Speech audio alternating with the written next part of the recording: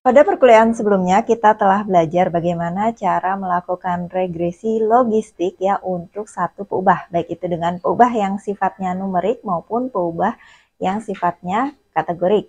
Seperti layaknya pada regresi dengan peubah respon yang numerik ya, pada regresi logistik juga dapat kita lakukan dengan peubah prediktor yang lebih dari satu. Bagaimana cara melakukan analisis untuk regresi logistik dengan peubah prediktor yang lebih dari satu?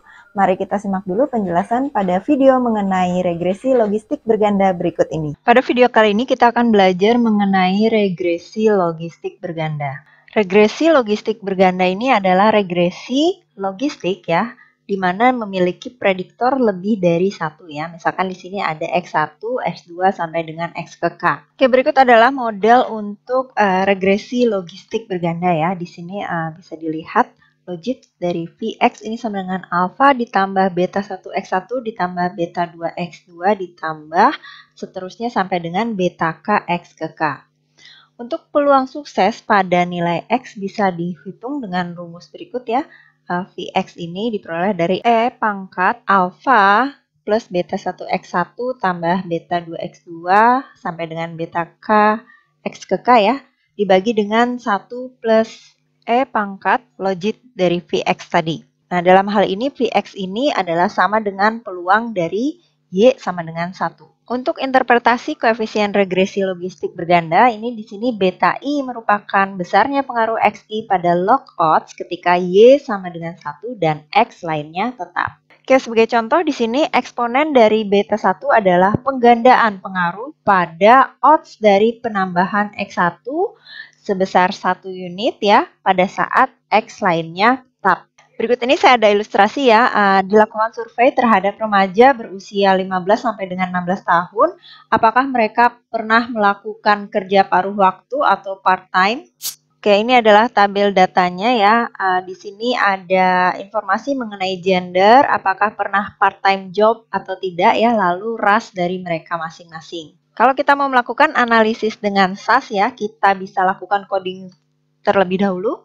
Di sini peubah white ini artinya dia 1 itu white, 0 itu black ya. Atau kalian mau ganti ini dengan race juga itu boleh ya. Terus peubah gender yang satunya male, 0-nya female. Part-time jobnya ini satunya yes, 0-nya ini no ya. Nah, ingin diketahui odds melakukan part-time job dengan ras dan gender sebagai prediktor.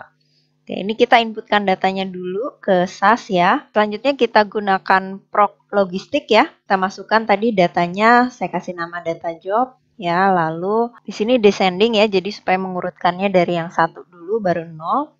Nah, jangan lupa masukkan weight-nya. Weight-nya ini adalah tadi di kolom count ya, karena ini sudah merupakan data summary atau data di tabel kontingensi. Oke, lalu modelnya kita deskripsikan, job sama dengan white, male ya, lalu kita tambahkan option, R square dan leg fit. Nah, ini descending ini adalah di mana memodelkan peluang untuk part-time job yang sama dengan 1 ya dibandingkan yang 0. Lalu kalau R square ini kita tambahkan di option gunanya untuk mengeluarkan R square dari regresi linear. Selanjutnya option leg fit ini ya, di sini kita tuliskan untuk mengeluarkan uji kebaikan suai atau goodness of fit test Hosmer and Lemeshow ya. Di sini kita bisa lihat seberapa cocok atau seberapa sesuai model yang dihasilkan terhadap data kita. Berikut ini adalah output dari software SAS ya. Pertama-tama kita bisa lihat di bagian R square-nya dulu ya. Di sini diperoleh R square-nya 99,07%. Jika diinterpretasikan berarti 99,07% keragaman pada respons ya atau part-time job tadi untuk model ini dapat dijelaskan oleh gender dan ras. Oke, selanjutnya kita lakukan perbandingan model untuk melihat faktor yang berpengaruh ya. Untuk hipotesis 1 ini kita membandingkan antara ras yang berbeda ya pada gender yang sama. Makanya di sini beta white sama dengan beta black sama dengan 0. Sedangkan pada hipotesis yang kedua ini kita membandingkan antara gender para remaja tadi pada ras atau warna kulit yang sama. Oke, ini adalah output dari proc logistik ya.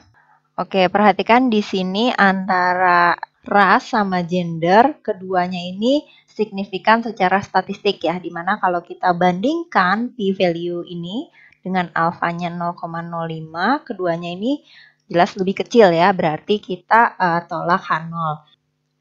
Ya, lalu kita lihat di bagian estimate ya. Di bagian estimate ini bisa kita tuliskan dugaan untuk parameter regresi logistiknya. Nah, ini berarti modelnya ini log odds ya, sama dengan min 0,4555 dari sini ya, dikurangi 1,3135 wide atau race ya, ditambah 0,6478 male ya, karena tadi yang di posisi satunya itu male. Kalau di model misalkan kalian mau nuliskan yang ini ras, yang ini jenis kelamin, ini boleh ya, tapi nanti tinggal dikasih tahu aja yang nolnya itu berarti yang mana, yang satunya yang mana ya.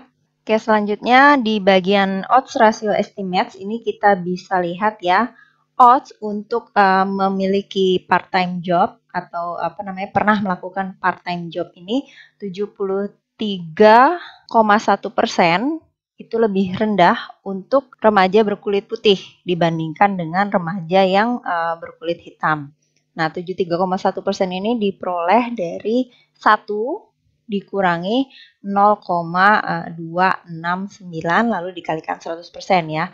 Jadi kalau mau langsung baca di sini sih bisa aja ya, berarti kecenderungan seorang remaja kulit putih untuk melakukan part-time job itu 0,269 kali dibandingkan yang berkulit hitam. Oke, selanjutnya odds untuk memiliki part-time job ini 1,91 kali lebih besar untuk remaja yang laki-laki dibandingkan dengan remaja perempuan. Ya, karena ini odds rasionya ini di atas 1 ya, jadi dengan mudah kita bisa interpretasikan seperti biasa saja ya, tidak perlu seperti tadi. Nah, misalkan kita ingin mengetahui odds dari melakukan part-time job untuk black males ya versus white females-nya. Nah, di sini log odds dari black males itu berarti kan kalau yang black di bagian rasnya itu 0 ya. Kalau males kan di bagian gendernya itu 1. Nah, berarti di sini kita isi 0, yang di sini diisi 1 ya. Nah, sedangkan log odds untuk white female ini white berarti di X1-nya 1, female berarti di X2-nya 0. Nah, lalu log dari rasio odds antara black males dengan white females ya, ini kita kurangi yang di sini. Ini kan sama dengan yang ini ya. Lalu kalau yang ini berarti sama dengan yang ini.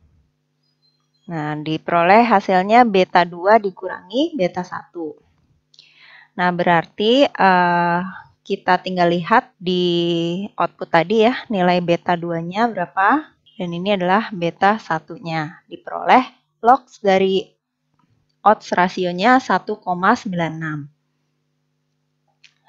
Berarti odds rasionya ini tinggal kita eksponenkan nilai log R-nya diperoleh 7,11 ya.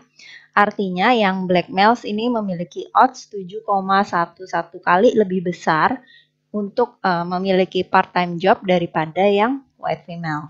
Sekarang kita lihat output di bagian goodness of fit test ya, atau uji kebaikan Swai, Hosmer, and Lemeshow.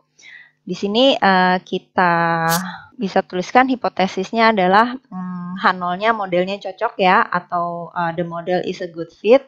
Lalu H alternatifnya adalah modelnya tidak cocok ya. Nah, dengan pengujian ini kita berharap kalau kita gagal menolak H0 ya, karena artinya itu model cocok. Jadi agak sedikit beda dengan uji hipotesis lain yang biasanya kita pengennya menolak H0 gitu. Oke, di sini nilai P-nya diperoleh 0,2419 ya. Kalau kita gunakan alfanya 0,05, artinya kan ini lebih besar ya. Kalau lebih besar kita terima H0, berarti model tersebut cocok. Ya, sebagai ilustrasi ini saya gunakan dari buku Agresti ya. Ini ada data horseshoe crab ya. Di sini responnya jumlah satelit. Prediktornya kita gunakan yang lebar cangkang dan warna cangkang ya. Kalau kemarin kita cuma pakai yang ini aja ya, lebar cangkang. Sekarang kita tambah dengan warna cangkang. Nah, warna cangkangnya ini ada 5 kategori. Dia ada light, medium, medium dark, sama dark. Jadi semakin tua kepiting, semakin gelap warnanya. Nah, dari data ternyata nggak ada kepiting yang memiliki warna light. Oke, kenapa jadi cuman ada 3? Tadi kan harusnya 5 ya, tapi karena yang warna lightnya itu nggak ada, berarti totalnya ada 4 kategori. Kalau ada 4 kategori, berarti kita harus membuat 4-1 peubah dummy ya. Berarti ada 3 peubah dummy yang ini ya, C1, C2, dan C3. Ini adalah model secara umumnya ya, logit P, Y sama dengan 1 sama dengan alfa ditambah beta 1 C1, tambah beta 2 C2, ditambah beta 3 C3, ditambah beta 4 X. Nah, yang ini merupakan peubah dummy dari warna tadi ya. Nah, jadi C1 ini dia nilainya 1 untuk yang medium light. Kalau lainnya itu bernilai 0. C2 ini 1 untuk yang medium. Selainnya itu bernilai 0. Dan C3 ini bernilai 1 untuk yang medium dark. Selainnya 0. Nah, sedangkan yang X ini kan tadi lebar cangkang ya, karena dia numerik, berarti tidak perlu kita buat peubah dummy ya. Jadi bisa langsung saja kita masukkan. Oke, berarti kategori yang terakhir ini yang dark ya. Ini nilai C1, C2, dan C3-nya ini sama dengan 0. Oke, setelah kita masukkan ke SAS ya, ini adalah hasil regresinya ya, bisa dilihat. Nah, untuk setiap warna ya, kenaikan 1 cm di lebar cangkang akan menaikkan odds untuk Y sama dengan satunya sebesar eksponen 0,468 atau 1,6 ya. Berarti untuk semua warna gitu ya, untuk masing-masing warna ini kalau lebar cangkangnya itu lebih lebar 1 cm, maka odds dia untuk memiliki satelit itu naik sebesar 1,6 kali. Nah, sekarang yang dark crab ya, yang tadi 0 semua ya, pada kondisi rata-rata lebar cangkang ini 26,3 cm ya, dapat diduga peluangnya sebesar ini ya. Masukkan modelnya, model regresi yang di sini. Oke, terus setelah itu kita masukkan X-nya kan, ini X-nya ya, 26,3. Nah, sedangkan yang C-nya tadi nggak ada ya, karena kan untuk dark crab-nya C1 sama dengan C2 sama dengan C3 sama dengan 0. Berarti dugaan peluang untuk dark crab di lebar cangkang rata-rata, yaitu 26,3 itu, untuk dia memiliki satelit sebesar 0,399. Jadi peluangnya kecil ya untuk dia punya satelit kalau si dark crab ini lebarnya sekitar 26,3. Medium light crab yang memiliki lebar cangkang rata-rata, ini kita coba duga peluangnya ya. Nah, ini kita masukkan aja. Nah, berarti ini kita masukin 1. Ya, yang ini 0, yang ini 0 ya. Yang ini X-nya masukin 26,3. Nah, yang ini 26,3. Nah, sudah itu kita hitung dapat peluangnya 0,715. Nah, ini peluangnya cukup besar nih. Berarti crab yang warnanya medium light, yang lebar cangkangnya ada di sekitar 26,3, dia peluang untuk memperoleh atau memiliki satelitnya itu sebesar 0,715. Nah, sekarang perbedaan dari dugaan parameter antara yang berwarna medium light dengan yang dark ini berarti 12,715 dikurangin 11,385. Ini dari yang tadi ya sebelumnya ya. Nah, ini kan 12,715 dikurangi 11,385. Oke, berarti sebesar 1,330.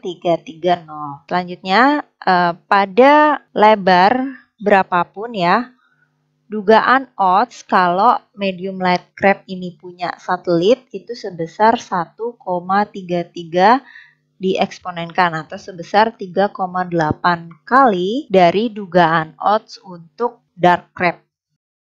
Selanjutnya dengan menggunakan konsep peluang pada lebar cangkang 26,3 cm ya, odds untuk dark crab itu sebesar 0,399 dibagi 0,601 ya. Nah, lalu sedangkan untuk medium light crab itu berarti 0,715 dibagi 0,285. Ini kan peluang yang kita dapatkan dari slide di halaman sebelumnya ya. Berarti kan tadi odds-nya yang dark crab ya 0,399 dibagi 1 min 0,399. Yang bawah ini odds-nya 0,715 dibagi 1 min 0,715 ya. Oke, berarti ini diperoleh sebesar 0,66 dan 2,51. Oke, berarti kalau kita rasiokan odds antara medium light crab dengan dark crab ini kita dapatkan sebesar 3,8 ya. Berarti sama dengan yang kita hasilkan di sini ya. Artinya dugaan odds dari medium light crab untuk memiliki satelit itu 3,8 kali lebih besar ya dibandingkan dengan odds untuk dark crab memiliki satelit. Ya, di sini ada plot dari lebar cangkang dengan prediksi peluangnya ya. Dapat kita lihat baik di warna 1, 2, 3, dan 4 ini grafiknya itu paralel. Artinya dia tidak ada interaksi, tidak ada kondisi di mana antar garis ini saling berpotongan. Sekarang pertanyaannya, apakah prediktor-prediktor tertentu itu diperlukan dalam sebuah model ya?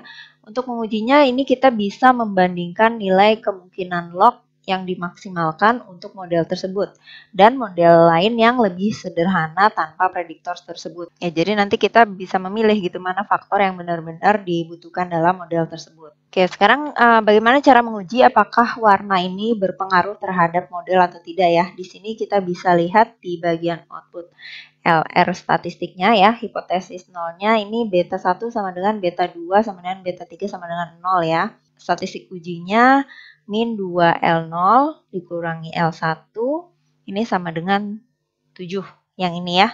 Nah, ini bisa kita bandingkan dengan chi-square derajat bebas 3. Atau kita bisa juga lihat nilai p-value-nya atau nilai p-nya ya. Di sini 0,072 ya. Kalau kita bandingkan dengan alfanya misalkan 0,05, berarti dia kan lebih kecil ya. Artinya kita tolak H0. Oke, kalau tolak H0 berarti warna ini berpengaruh terhadap peluang dari si crab untuk memiliki satelit. Nah, masalahnya tadi peubah warna ini kan dia ada tingkatannya ya, di mana makin tua warnanya tuh makin gelap ya. Berarti artinya kalau kita tukar-tukar posisinya tuh nggak bisa gitu ya, karena itu ada urutannya. Nah, sebenarnya kalau peubah yang seperti ini kan sifatnya ordinal. Harus ada perlakuan khusus saat kita membuat regresi untuk peubah prediktor yang ordinal. Bagaimana cara melakukan regresi logistik untuk peubah prediktor yang ordinal? Materi ini akan kita bahas pada perkuliahan minggu depan ya. Jadi jangan lupa untuk tetap mengikuti perkuliahan mengenai regresi logistik ini sampai dengan selesai. Terima kasih.